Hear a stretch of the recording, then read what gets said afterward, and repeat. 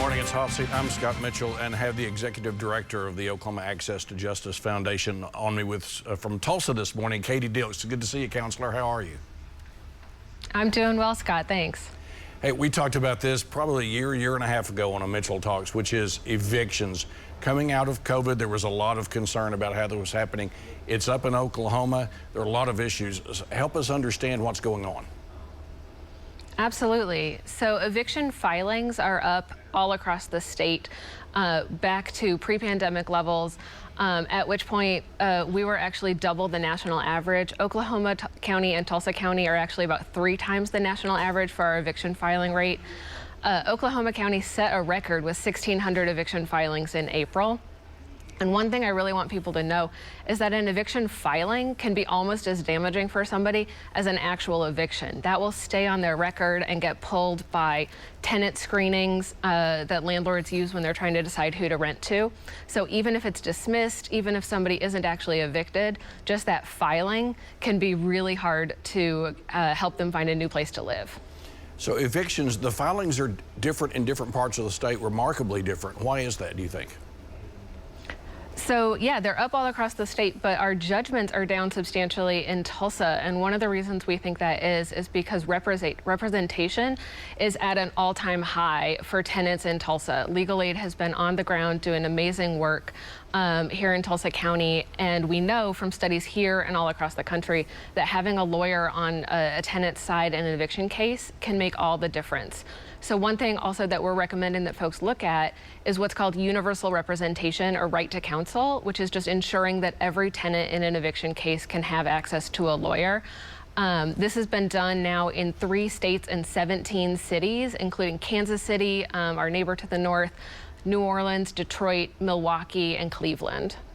Now, also, this is not the sort of stuff that makes the headlines every day, right? I mean, these are the sorts of things, though, that are really important to people. We're seeing what's happened with housing prices, evictions, properties coming back onto the market.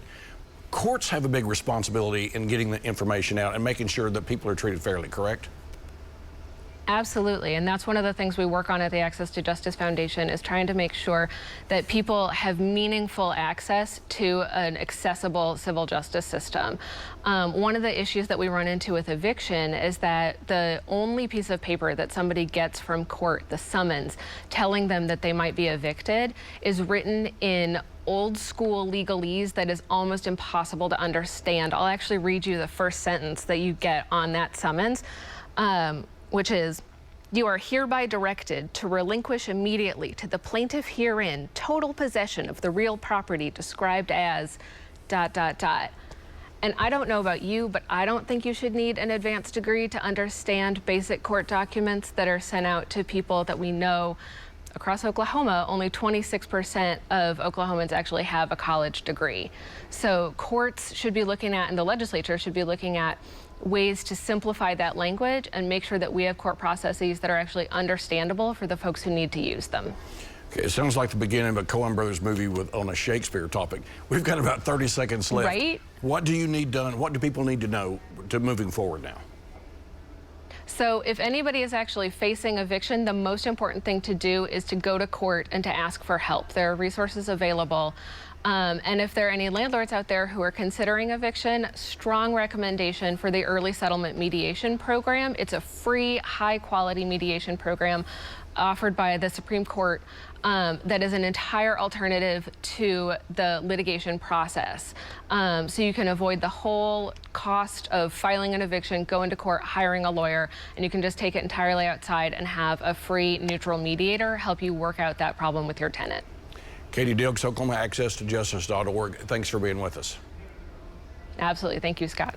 See this again at news9.com/YourVoteCounts and follow me on Twitter @MitchellTalks.